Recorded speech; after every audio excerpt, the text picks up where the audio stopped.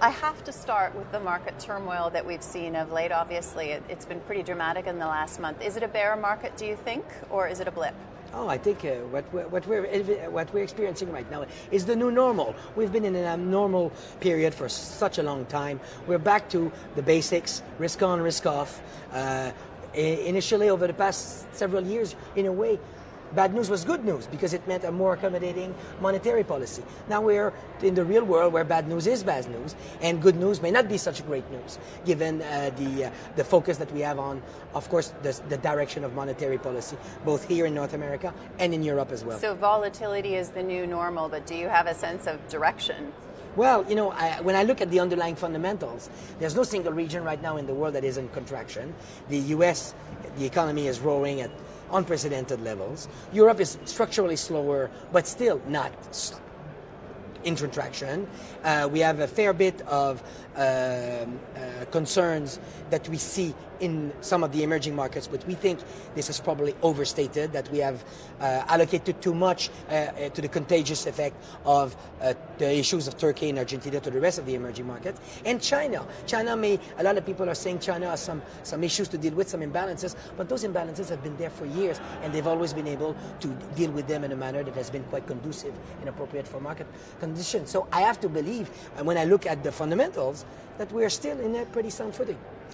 All right. I mean, there has been a lot of speculation that the European asset management industry is ripe for consolidation. It's quite fragmented. I was going to ask you if you were bearish, whether or not you thought that would kind of force the issue. But given what you've just said, what do you think? Is there going to be more M&A? Asset management consolidation in Europe is a very difficult thing to do among large asset managers. There's been few instances of that.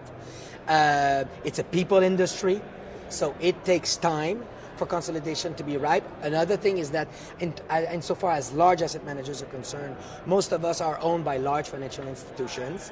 That also creates a further level of debate and discussion. Of course, on the lower levels, what we see is that we have a lot of smaller asset managers which may be very good in what they do, but which hit a glass ceiling, be it at 2 billion or 20 billion euros of assets under management.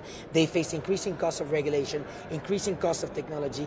They face the challenge of going abroad and expanding their distribution network.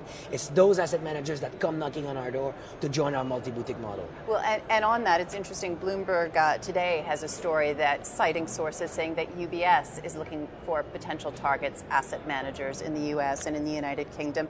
You've said that it is a top priority, I think, for you. What sorts of targets are you going after? We are looking for asset managers which are consistent with our business model. So asset managers that can fit within our multi-boutique model, and that means people who are generating performance, who are active asset managers, who are entrepreneurial, and which have a brand, and which bring something to the group, and to which the group can bring something.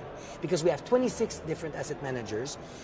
They sometimes overlap, but they each are quite distinctive, and they have learned to cohabit within the group, irrespective of their size, from 2 billion euros to 300. Is there a size? Sorry, you just started to say size. Is there a size, or is there a geography that is perfect? There's not a size per se. There are the 4 characteristics I just described, and of course, I'd like to believe we want to integrate with the group, within the group, asset managers which bring something else, a new expertise, a new strategy, or a new geography where we are less present in right now. And frankly, I've identified before to the marketplace what it was, and it's largely in the field of alternatives in Asia Pacific, and in strategies that are complementary to some strategies that we have capacity issues. Completely different topic, but you made the decision recently not to attend the investment conference in Saudi Arabia, as did a number of very high-profile investment companies.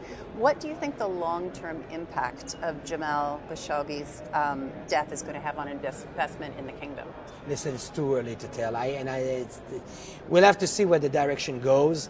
I would like to believe that, you know, in the Middle East, we have a relatively small presence as far as we're concerned. I'd like to believe that we can expand that. It's difficult for me to comment on where the future is going for specifically for the Kingdom of Saudi Arabia.